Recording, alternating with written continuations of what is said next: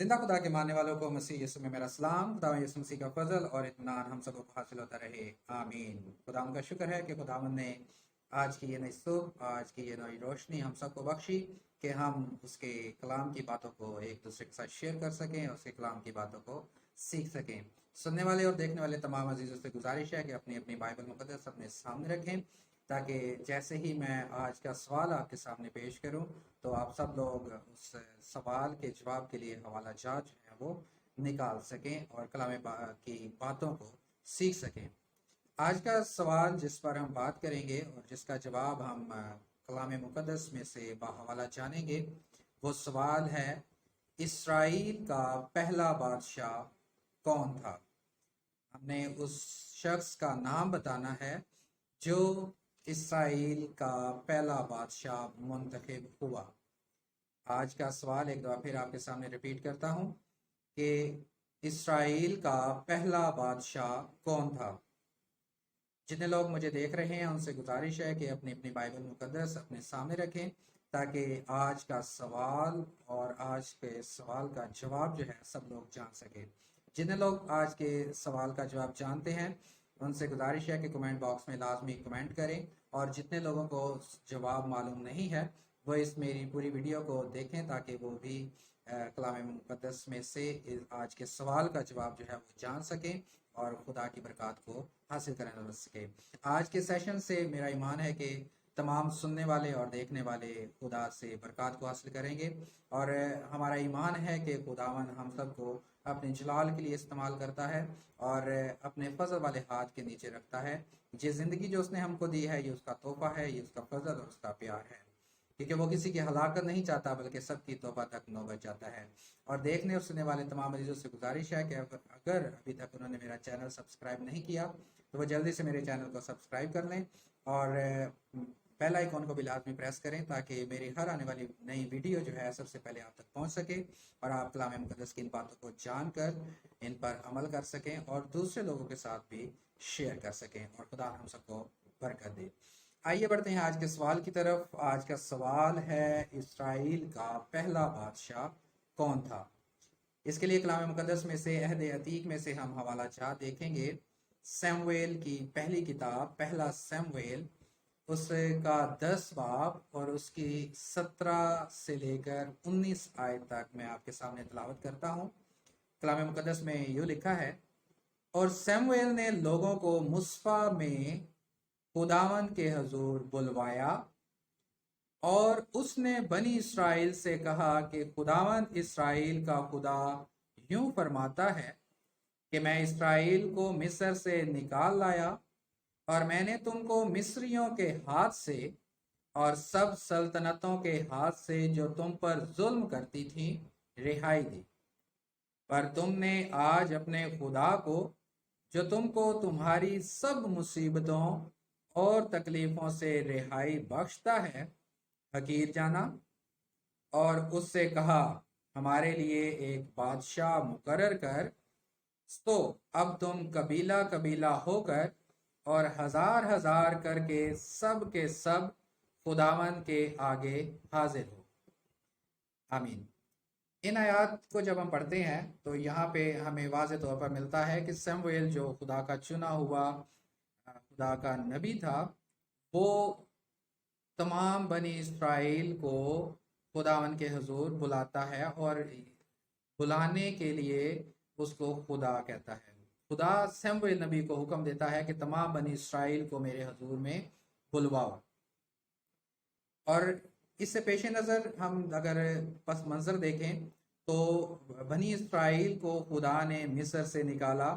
हम जानते हैं कि जब बनी इसराइल याकूब और उसकी नस्ल जो थी वो जब मुल्क मिस्र में दाखिल हुए तो उस वक़्त उनकी तादाद 70 थी, लेकिन जब वो आहिस्ता आहिस्ता बढ़ते गए तो मिस्रियों ने उन पर जुल्म और तशद्दुद करना शुरू कर दिया और उनको हर तरह से सताना शुरू कर दिया।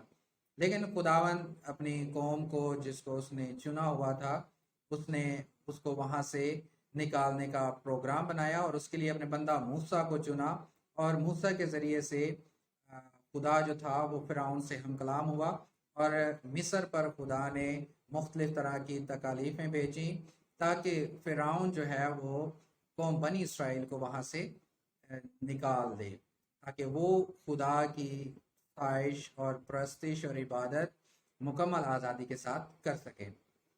तो हमें ये सारा वाक़या मिलता है कि खुदा ने किस तरह कौम बनी इसराइल को मिस्र से आज़ाद किया, और यहाँ पर भी खुदावन जो है बनी इसराइल से फरमाते हैं और अपने बंदा शमूएल के ज़रिए कहते हैं, और उसने बनी इसराइल से कहा कि खुदावंद इसराइल का खुदा यूं फरमाता है कि मैं इसराइल को मिस्र से निकाल लाया और मैंने तुमको मिस्रियों के हाथ से और सब सल्तनतों के हाथ से जो तुम पर जुल्म करती थी रिहाई दी। खुदा बनी इसराइल को याद करवाते हैं कि मैंने किस तरह तुम्हारे साथ साथ होकर तुम्हारे रहनुमाई करके तुम्हारी मदद करके हर उस कौम से तुमको छुड़ाया, रिहाई दी जो तुम पर जुल्म करती थी। पर तुमने आज अपने खुदा को जो तुमको तुम्हारी सब मुसीबतों और तकलीफों से रिहाई बख्शता है हकीर जाना। किस तरह हकीर जाना? और उससे कहा हमारे लिए एक बादशाह मुकर्रर कर। इससे पहले कौम बनी इसराइल जो थी वो खुदा की रहनुमाई में अपने नबियों के ज़रिए खुदा जो था बनी इसराइल को जो हुक्म भी देता था वो बनी इसराइल उसको सुनते थे और उस पर अमल करने की कोशिश करते थे और उसको अटल मानते थे। और यहाँ पर खुदा का बंदा जो है, खुदा का नबी शमूएल है, जो कि खुदा की बातों को कौम बनी इसराइल तक पहुँचा रहा है। खुदा ने अपने बंदा शमूएल को नबी होने के लिए मुकर्रर किया और उसके ज़रिए से बनी इसराइल के लिए जो थी मदद और रहनुमाई की बातें उनको बताएं। इसके बाद जब हम देखते हैं पहले शमूएल की ही हवाला देखेंगे और उसका 10 बाब और उसकी 24 आयत, और वहां पर यूं लिखा है, और शमूएल ने उन लोगों से कहा तुम उसे देखते हो जिसे खुदावन ने चुन लिया कि इसकी मानिद सब लोगों में एक भी नहीं। तब सब लोग ललकार कर बोल उठे कि बादशाह जीता रहे। फिर खुदा ने एक आदमी को, एक शख्स को चुन लिया और उनको कौम बनी इसराइल के सामने शमूएल नबी के जरिए से उनके सामने पेश किया और कहा कि तुम उसको देख लो, उसको जान लो कि उसकी मानिद तुम लोगों में से, पूरी कौम बनी इसराइल में से एक भी नहीं है। और सब लोगों ने इस बात का इकरार किया और ललकार कर कहा कि इसी शख्स को हमारे लिए हमारा बादशाह जो है वो मुकर्रर कर दिया जाए। और उन्होंने बावाज़ बुलंद नारा लगाया कि बादशाह जीता रहे जिसको खुदा ने हमारे लिए मुकर्रर किया है। इसके बाद हम देखते हैं 10 बाब की 21 आयत। वहां पर लिखा है, तब वो बनियामीन के कबीला को खानदान खानदान करके नजदीक लाया, क्योंकि ऊपर खुदा फरमाते हैं कि लिखा है, तो अब तुम क्या करो, कबीला कबीला होकर और हजार हजार करके सब के सब खुदावन के आगे हाजिर हो, और खुदावन फिर चुनेगा कि वो कौन सा शख्स है जो तुम पर हुकूमत करेगा, जो तुम्हारा बादशाह बनेगा। तो यहाँ पर अब लिखा है कि इसके बाद वो बनी इसराइल के एक एक कबीले को खुदावन के सामने पेश करते हैं, खुदावन के बंदा शमूएल जो है। और फिर बारी आती है बनियामीन के कबीला की। बनियामीन के कबीला को खानदान खानदान करके नजदीक लाया, तो मत्रियों के खानदान का नाम निकला। उनमें से एक खानदान था मत्रियों, जो बनियामीन के कबीला से ताल्लुक रखता था। और उसके बाद कैस के बेटे का नाम निकला। तो कैस जो है उसका ताल्लुक बनियामीन के कबीला से है और उसके बेटे का नाम निकला। तो उसको खुदा ने चुना अपने लिए, जो कि बनी इसराइल का बादशाह होगा। और ये पहला बादशाह चुना जा रहा है जो खुदा की तरफ से बनी इसराइल का बादशाह मुकर्रर हो रहा है। इसके बाद हम हवाला देखेंगे चैप्टर नंबर 9 बाब नंबर 9 और उसकी 17वीं आयत 17 वर्स नंबर 17 हम देखें तो वहां पर लिखा है, सो जब सैमुएल साउल से दो चार हुआ तो खुदावन ने उससे कहा, देख, यही वो शख्स है जिसका जिक्र मैंने तुझसे किया था, यही मेरे लोगों पर हुकूमत करेगा। जब ऊपर हम देखते हैं कि बनियामीन के कबीले को पेश किया गया और उससे कैस का जो बेटा था उसका नाम निकला कि वो जो है वो हुकूमत करेगा, और कैस के जो बेटे का नाम यहाँ पर हम देखते हैं वो है साउल। 9 बाब की 70वीं आयत में हम पढ़ते हैं कि जब सैमुएल साउल से दो चार हुआ, साउल जो है वो कैस का बेटा है। आयत नंबर बाब नंबर 10 की आयत नंबर 21 में भी इसका नाम लिखा है, फिर कैस के बेटे साउल का नाम निकला। और 9 बाब की 17वीं आयत में भी हम पढ़ते हैं कि जब सैमुएल साउल से दो चार हुआ, यानी कि जब वो उसके सामने आया, तो खुदावन ने आवाज दी सैमुएल को कि देख, यही वो शख्स है जिसका जिक्र मैंने तुझसे किया था, यही मेरे लोगों पर हुकूमत करेगा। सो खुदा ने बनी इस्राइल के लिए बनियामीन के कबीला में से एक शख्स को चुना कि वो बनी इस्राइल का बादशाह होगा, और ये बनी इस्राइल का पहला बादशाह है जो खुदावन की तरफ से चुना जाता है, खुदावन की तरफ से उसका इंतखाब होता है। और खुदा अपने लोगों को अपने लिए इस्तेमाल करता है, अपनी बादशाही के लिए, अपने कलाम के प्रचार के लिए, अपने हुक्मों की पासदारी के लिए, कि वो खुदा के कलाम के मुताबिक जो है वो हुकूमत करें। और इक़्तिदार आला जो है वो खुदावन की तरफ से है, वो जो भी हुकूमत है वो खुदावन के लिए काम करती है। और यहाँ पर भी खुदा फरमाते हैं सैमुएल को कि साउल ही वो शख्स है जो मेरी कौम बनी इस्राइल पर हुकूमत करेगा, लेकिन जो तर्ज, जो हुक्म, जो असूल मैं बताऊंगा उनको मद्देनजर रखते हुए साउल जो है वो कौम बनी इस्राइल पर हुकूमत करेगा।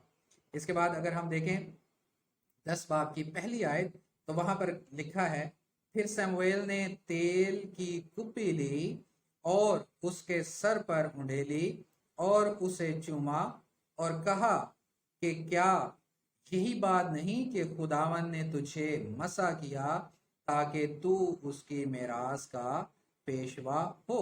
तो यहाँ पर हम देखते हैं कि सैमुएल नबी जो है वो साउल को बनी इस्राइल के बादशाह होने के लिए कि वो उन पर हुकूमत करे मसा करता है, और वो तेल लेते हैं और तेल को उसके सर पर उंडेलते हैं और कहते हैं कि यही वो बात है कि खुदा ने तुझे मसा किया ताकि तू कौम बनी इस्राइल का पेशवा हो, उनका रहनुमा हो, उन पर हुकूमत करे।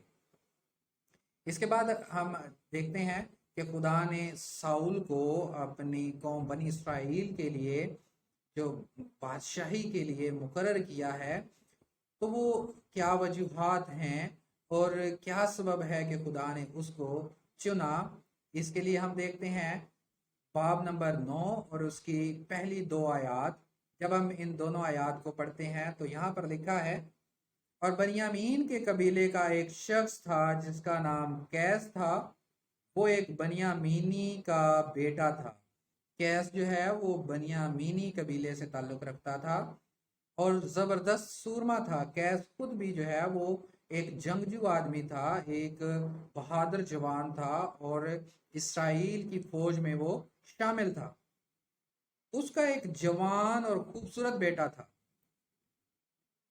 कैस का एक जवान और खूबसूरत बेटा था जिसका नाम साउल था, और बनी इस्राइल के दरमियान उससे खूबसूरत कोई शख्स न था, और वो ऐसा कदावर था कि लोग उसके कंधे तक आते थे। तो खुदा ने कौम बनी इस्राइल की रहनुमाई करने के लिए जिस शख्स को बादशाह होने के लिए चुना कि वो कौम बनी इस्राइल की रहनुमाई करे, उस शख्स का नाम साउल है।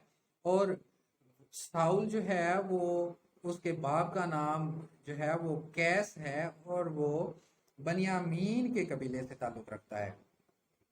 और उसकी खसूसियात कौन कौन सी हैं कि वो जवान और खूबसूरत है, जवान है और खूबसूरत है, اور بنی اسرائیل کے درمیان اس سے خوبصورت کوئی شخص نہیں ہے، اور وہ ایسا قد آور تھا کہ لوگ اس کے کندھے تک آتے تھے۔ تو آج خداوند کے کلام مقدس میں سے ہم نے جانا کہ اسرائیل کا پہلا بادشاہ جو خدا کی طرف سے منتخب ہوا، اس کا نام ساؤل ہے، اور اس کے باپ کا نام قیس ہے، اور اس کا تعلق جو ہے وہ بنیامین کے قبیلہ سے ہے۔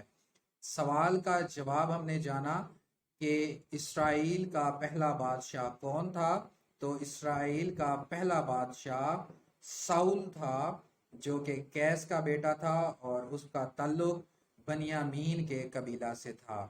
خداوند آج کے کلام کے وسیلہ سے ہم سب کو برکت بخشے، آمین۔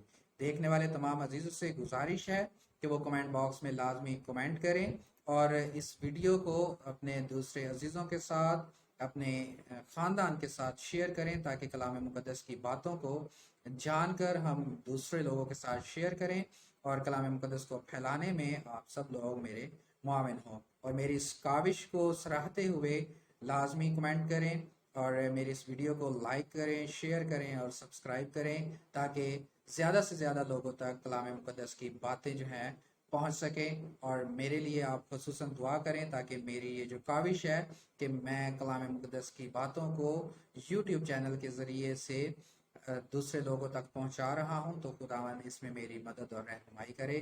خداوند ہم سب کو برکت بخشے، آمین۔